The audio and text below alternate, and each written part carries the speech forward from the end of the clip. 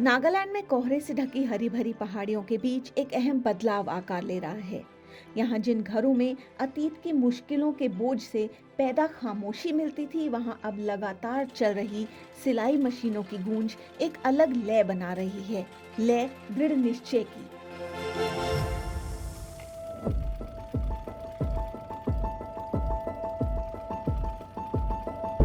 इन महिलाओं के लिए हर सिलाई महज एक कला नहीं, ये स्थिरता और मजबूती की दिशा में एक राह भी खोलती है। इन छोटे छोटे कमरों में दर्द के धागों से एक नया मकसद सिला जा रहा है और इन मशीनों से कपड़े ही नहीं, टूटे हुए हौसले भी सिले जा रहे हैं। पूरे देश में उषा सिलाई स्कूल कार्यक्रम ने हजारों महिलाओं को ये शक्ति दी है कि वे अपनी जिंदगियां संवार सकें। और दीमापुर में, जो कचारी साम्राज्य की पुरानी राजधानी है, सिलाई बस जीविका का जरिया नहीं, लाइफलाइन है। यहाँ हस्तशिल्प की जीवंत परंपराओं के बीच सिलाई कुछ और गहराई का काम कर जाती है। एक लय है जो मन को शांत रखती है, ऐसी एकाग्रता जिसके आगे दर्द खामोश पड़ जाता है, और एक मकसद जो टूटे हुए आत्मविश्वास को फिर से रचती है। इन महिलाओं के लिए, जिन्होंने अकल्पनीय संघर्ष झेले हैं, सुई धागा महज उपकरण नहीं, ये अस्तित्व, जीवन और पुनर्निर्माण के साधन हैं। I'm not getting any help or support from my family side. मुझे अपने परिवार की ओर से कोई मदद या सहयोग नहीं मिल रहा। वो मुझे कुछ भी करने से रोकते हैं, मेरे साथ बदसलूकी करते हैं, शारीरिक और मानसिक दोनों ढंग से। उनकी वजह से मुझे लगता है आत्महत्या कर लूं, लेकिन अब मैं जान गई हूं कि कैसे उनसे लड़ना है, और मेरी सबसे बड़ी लड़ाई अपने परिवार के साथ ही है। And my biggest fight is with my family only. 37 साल की शुक्ला दे साहस की मिसाल हैं। उनका सफर अंधेरे में शुरू हुआ, कई बरस बदसलूकी, अकेलापन, हताशा झेलते गुजरा। लेकिन 2018 में जब उन्होंने उषा सिलाई स्कूल ज्वाइन किया, तब उन्हें उम्मीद की किरण दिखाई पड़ी। बस एक सिलाई मशीन से शुक्ला ने कपड़े सिलने शुरू किए और अपनी टूटी बिखरी जिंदगी को धागों से जोड़ने लगी। जो भी पोशाक उन्होंने बनाई, वह एक तरह का खामोश घोषणा पत्र था। मैं हारूंगी नहीं। धीरे धीरे जो महिला बेआवाज महसूस करती थी, अपने हुनर से बोलने लगी। उसने तकलीफ को ताकत में बदल डाला। उषा सिलाई ने मेरी जो मेंटली स्ट्रेस है उसको बहुत कम कर दिया, क्योंकि I don't get enough time to think over this and that, because I have to work hard this and that for Usha सिलाई school all the time, and I have to prepare myself every time before I am going anywhere for training. तो मुझे खुद को तैयार रखना है, तो मुझे डिप्रेशन का भी टाइम नहीं है, अभी सोचने का भी टाइम नहीं है।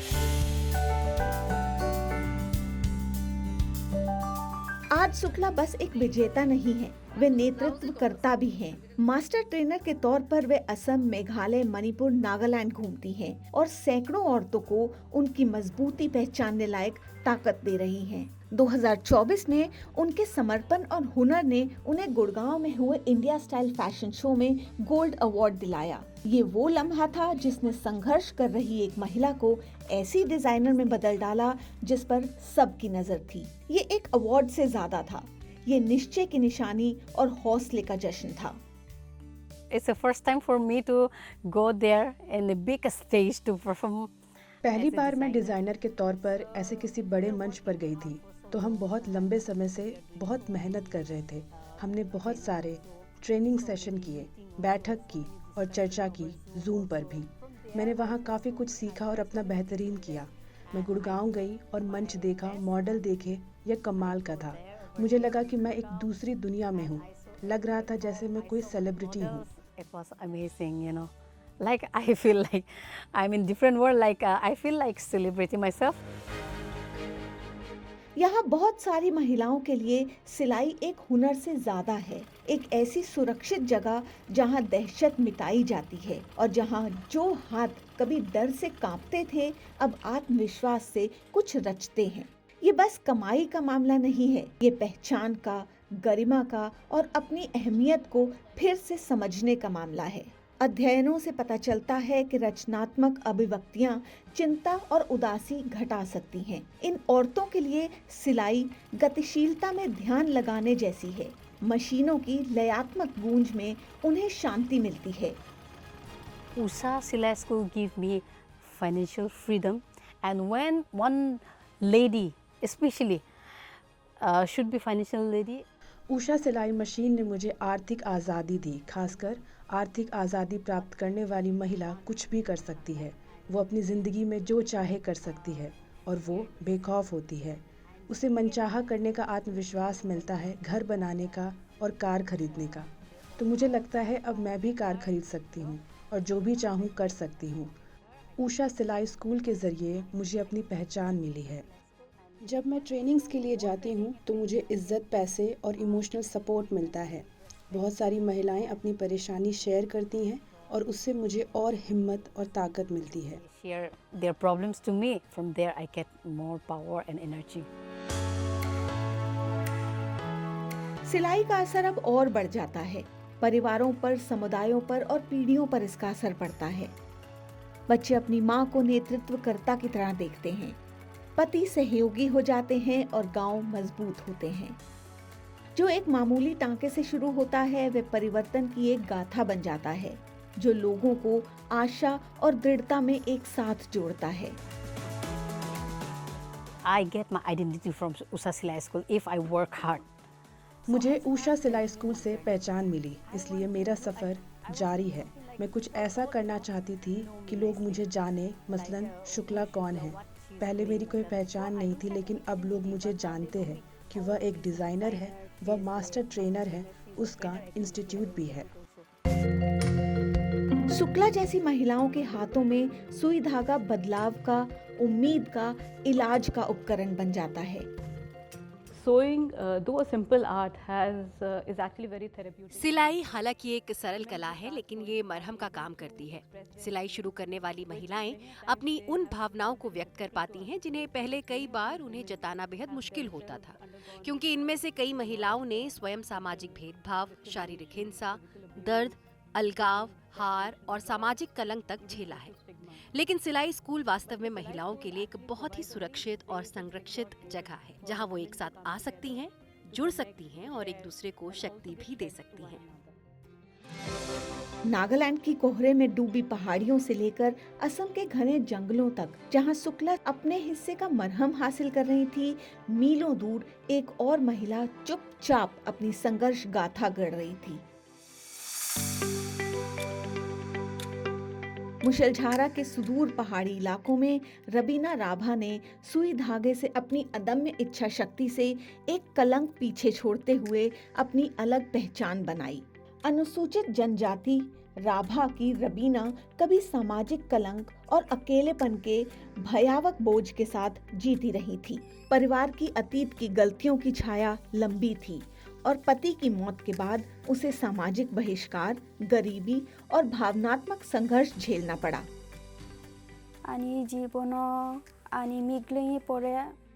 जब मेरे पति की मौत हुई तो मेरा जीवन और मुसीबत में पड़ गया। मुझे लगा जैसे मेरा सब कुछ खत्म हो गया।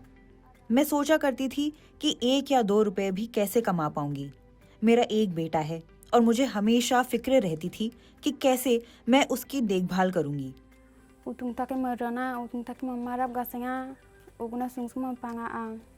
फिर आया उम्मीद का एक धागा, ऊषा सिलाई स्कूल कार्यक्रम। रबीना बस सिलाई सीखने के लिए नहीं, बल्कि अपनी आवाज हासिल करने के लिए भी इससे जुड़ी। हर सिलाई के साथ वे जैसे अपनी टूटी बिखरी जिंदगी को भी सिलने लगी। सिलाई training line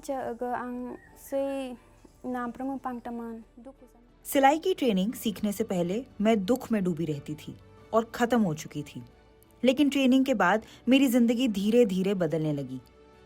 tailoring course join करने के बाद मैं वाकई मानने लगी कि भगवान ने मुझे सही रास्ता दिखाया है। मैंने पूरी तरह ट्रेनिंग पर ध्यान देने का और अपना जीवन फिर से गढ़ने का फैसला किया।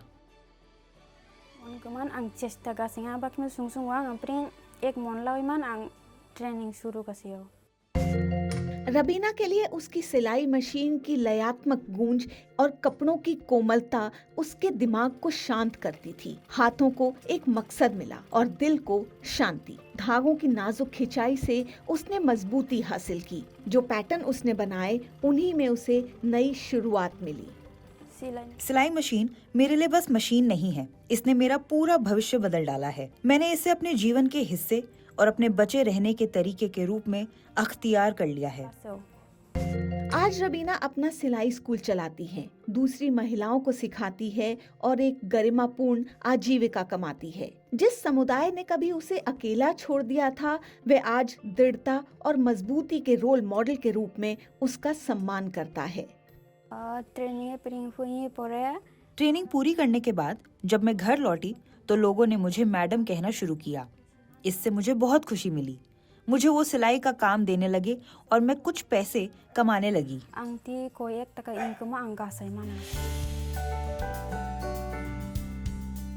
कोकराझार की पहाड़ियों के बीच कभी दुख में चुप हो गई एक औरत अब अपने हुनर से बोल रही है। रबीना राभा ने बस सिलाई नहीं सीखी, उसने नए सिरे से जीना सीखा। उसकी कहानी हुनर, उम्मीद और धीरज का प्रमाण है।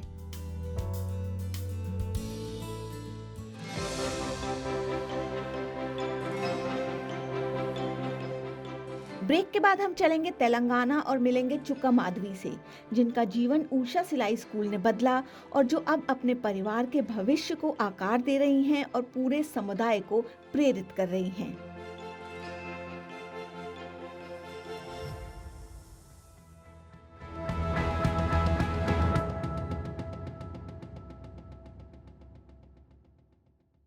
प्रायोजक हैं उषा।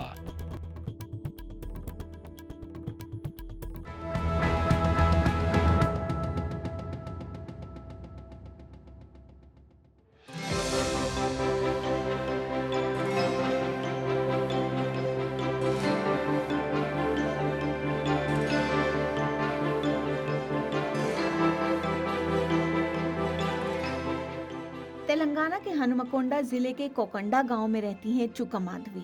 39 साल की महिला जिनकी दर्द से मकसद तक पहुंची यात्रा धीरज और उम्मीद के धागों से बुनी है। कभी वो खेती कर मजदूर थी, दिन में 150 से 200 रुपए कमाती थी।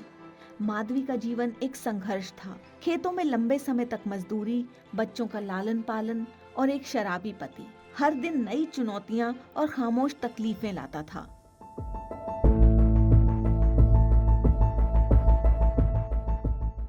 फिर एक दिन उषा के implementing partner NGO Sarvodaya youth organisation ने उन्हें उषा सिलाई स्कूल कार्यक्रम से परिचय कराया। उषा इंटरनेशनल की मदद से चल रहे इस कार्यक्रम को इस तरह तैयार किया गया है कि ग्रामीण महिलाओं को व्यावहारिक कौशल, उद्यमिता के अवसर और इन सब से ऊपर गरिमा और आजादी का एक बोध मिल सके।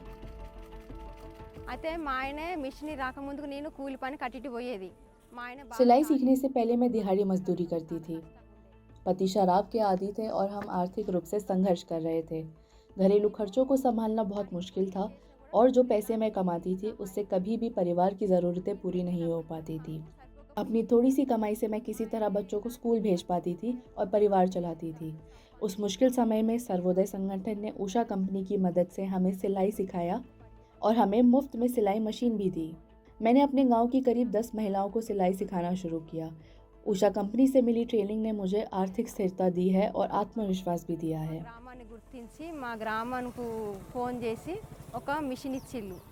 నన్ను గుర్తించి ఒక మిషన్ ఇస్తే నేను ఆ మిషన్కి ట్రైనింగ్కు 9 రోజులు పోయినా. అప్పుడు కొంచెం డబుల్ రొటీన్ అయినాయి. డబుల్ రొటీన్ కావడం వల్ల నాకు ఇంట్లో ఆర్థిక సమస్యనే కొంచెం దగ్గరకు అయింది అన్నట్టు. ఇక అలాగా మా ఆయన నన్ను చూసి ఈమె కొంచెం సాయంగా చేస్తుంది కదా అని తాగకుండా ఉండి ఆయన కూడా తాగుడు బంద్ చేసిండు. ఇప్పుడు మేము మంచిగా సంతోషంగా ఉంటాను. ट्रेनिंग के दौरान माधवी ने सिलाई और मशीन मरम्मत सीखी, लेकिन उन्होंने सबसे ज्यादा खुद को पहचाना। उसके लिए हर टांका अपने ही जख्मों से उबरने, जिस डर में वो जीती थी उसे दूर करने और उन्हें आत्मविश्वास देने का जरिया था। उषा से मिली सिलाई मशीन से उन्होंने गांव में अपना सिलाई स्कूल शुरू किया। गांव की दूसरी औरतों को भी सिलना और कमाना सिखाने लगी। सर्वोदय के कोऑर्डिनेटर से तालमेल और उनकी देखरेख में जो हर कदम पर उनकी मदद करते थे, ट्रेनी जुटाने से लेकर गांव की समितियों के साथ उनको जोड़ने तक, माधवी ने अपने छोटे से कोने को प्रशिक्षण और मरहम के केंद्र में बदल डाला। जल्द ही वे रोज के 600 से 1000 रुपए तक कमाने लगी, जो उनके शुरुआती संघर्षों से बहुत ज्यादा था। जब मिला है ना माधवी से, उस टाइम पे बहुत गरीब फैमिली है, हस्बैंड भी कुछ काम नहीं है। उस टाइम पे थोड़ा फैमिली में भी गड़बड़ चल रहा है, फाइनेंशियल वेरी पुअर फैमिली है, सपोर्ट कुछ भी नहीं मिल रहा है। उस टाइम पे थोड़ा हम आइडेंटिफाई करके इस फैमिली को ये इश्यूज़ को एड्रेस करना, डोमेस्टिक वायलेंस भी है इसमें, और फैमिली में थोड़ा सा ड्रिंकिंग का प्रॉब्लम भी है, सोशल इश्यूज है। इसके लिए इनको मदद करने के लिए हम इनको सेलेक्ट किया, ट्रेनिंग दिया, ट्रेनिंग देने के बाद मिशन भी सपोर्ट किया। ये बदलाव माधवी तक सीमित नहीं रहा। माधवी के निश्चय और समुदाय में मिल रहे सम्मान ने उसके शराबी पति को भी बदला। धीरे धीरे उसने शराब छोड़ दी और अपनी बचत से एक ऑटो रिक्शा खरीदा। मिलजुल कर दोनों ने नई जिंदगी शुरू की। आज माधवी और उनका पति अपने घर को बराबरी से चलाते हैं। वे महिलाओं को सिलाई सिखाती हैं और पति गाड़ी चलाता है। बच्चों की पढ़ाई अच्छे से चल रही है, खाना पीना ठीक से हो रहा है और अब बच्चों में आत्मविश्वास आया है। आखिरकार उनकी माँ सिर उठाकर खड़ी है, सिर्फ एक सिलाई वाली के रूप में नहीं, बल्कि एक रोल मॉडल की तरह। నేను ఒక పని చేస్తానని ఒక గుర్తింపు అనేది నా భర్త నాకు కలిగించిండు। నాకు సహాయంగా ఉన్నది కదా నా భార్య అని గుర్తించిండు। अपने काम से मैंने अपनी पहचान बनाई है। मेरे पति ने मुझे इज्जत देनी शुरू की। उषा कंपनी से हासिल हुनर से मेरी कमाई होने लगी। मुझे कर्जे चुकाने में आसानी हुई और बच्चों की पढ़ाई लिखाई का खर्च भी निकलने लगा। पहले मैं दूसरों के अधीन काम करती थी, लेकिन आज मैं कई औरतों को खुद प्रशिक्षण देती हूँ। इससे मुझे बहुत खुशी और गर्व महसूस होता है। मुझे सशक्त बनाने और आर्थिक रूप से स्वतंत्र बनने में मदद करने के लिए मैं उषा कंपनी की तहे दिल से आभारी हूँ। మార్పు వస్తుందని నేను ఏ రోజు కూడా అనుకోలేదు। ఉషా కంపెనీ వల్ల నా జీవితం మార్పు వచ్చింది, నా పిల్లల జీవితం మార్పు వచ్చింది, మా కుటుంబంలో మార్పు వచ్చింది। ఇలాంటి జీవితం అందరి మహిళలకు రావాల్సిందిగా కోరుకుంటున్నాను। माधवी की यात्रा इस बात की मिसाल है कि किस तरह कौशल विकास भावनात्मक विकास और स्थिरता की ओर भी ले जा सकता है। सिलाई दर सिलाई उन्होंने शक्ति और शांति महसूस की और दूसरों को सिखाते हुए अपना मकसद और मतलब समझा। माधवी और उनकी तरह की सैकड़ों महिलाओं के लिए उषा सिलाई स्कूल बस जीविका का जरिया नहीं, खुद की अहमियत समझने वाला अभ्यारण्य भी है। उनकी कहानी एक ताकतवर सबूत है कि जब महिलाओं के हाथों में औजार, ट्रेनिंग और भरोसा आ जाए तो बस कपड़े तैयार नहीं करती, वे टिकाऊ और निजी बदलाव भी तैयार करती हैं। उषा इंटरनेशनल और सर्वोदय यूथ ऑर्गेनाइजेशन जैसी संस्थाओं द्वारा चलाए जा रहे सिलाई स्कूल ये दिखाते हैं कि एक व्यावहारिक कौशल निजी बदलाव की बुनियाद हो सकता है, जिससे स्त्रियां अपनी जिंदगियां नए सिरे से बुन सकती हैं और खामोशी को पीछे छोड़ शक्ति, गरिमा और शांति के एहसास के साथ जी सकती हैं।